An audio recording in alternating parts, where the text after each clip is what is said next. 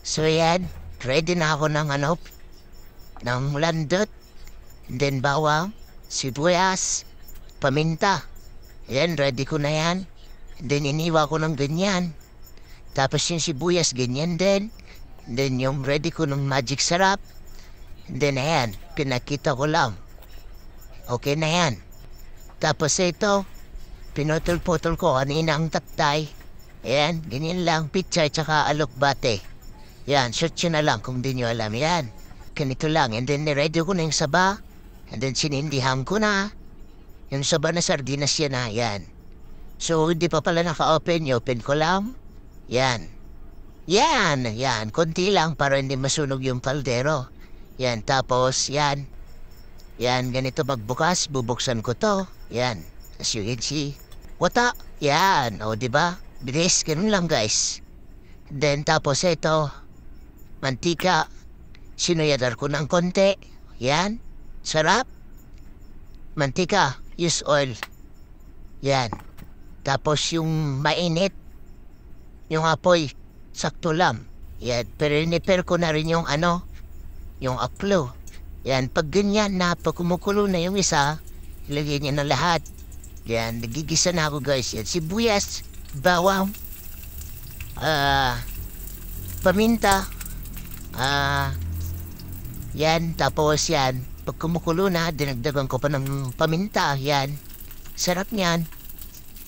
So yan, hihintayin mo lang, okay daw. Yan, baliktad yan, okay? Hintayin mo lang maksat. Umitim. Golden brown pala. Yan. Yan. Tapos megas mo na yan insan. Megas mo na yan insan. Yan. Megas ng konti lang. Yan. Para hindi masunog. Kailangan megas mo na yan. Yan. Tapos, yan. Dinurgur ko. Yan. Golden brown na siya. Yan. Kapag ka golden brown na siya, siyempre, ready mo na yung saba. Yan. Saba, sardinas, sarap yan guys. So yan, binudbud ko. Kapag ganyan, kumukulo, prituhin nyo lang. Plutuin nyo ng konti guys. Masarap yan. Yan, as you can see, kumukulo. Yan, mekis na naman minsan, no? Yan, di ba?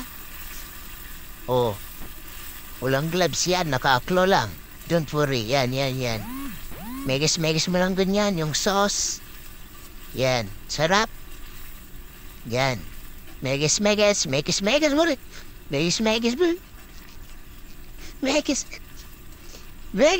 mo na yan. Sobrang ng sarap yan. Yan. Megas mo na yan. Paulit-ulit na lang yan. So yan. Peace. Yan. Ito na. Kapag kumukulo na yan, ibig sabihin, lagyan mo na isang basong tubig yan.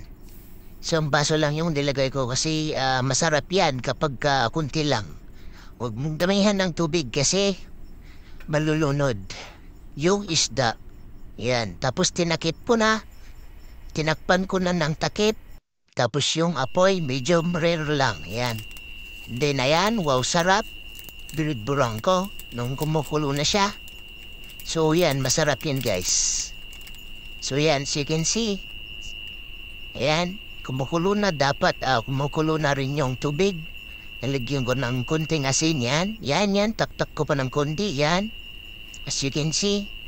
Yan, tapos sinunod ko yung dahon ng petchay. Tsaka yung alokbate. Alright. So yan, tapos yan, dinagdagan ko pa, kulang. Yan, tapos yan, okay daw.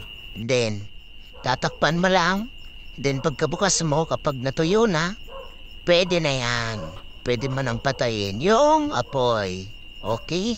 Okay, alright. So ayan, as you can see, pwede na yan. Pinte ko na yung apoy. Pwede nang kainin, ihangin. Ayan, as you can see, malambot na yung gulay. Pwede nang kainin, guys. Alright. So, pwede natin lagay sa bowl. Yan, nandito na sa bowl. Alright. Sarap na yan, guys, oh. May sabaw pa. Yan, madaling araw yan. Gluto ako niyan. Babas pa ako bumili ng kanin yan, ha. Sarap na yan. Yan, oh, as you can see. Tumikim ako ng isang dahon na pwede nang mag-asawa niyan. Alright, sige yan.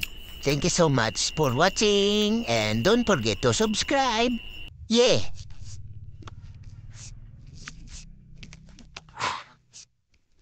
5 minutes? Grabing tagal.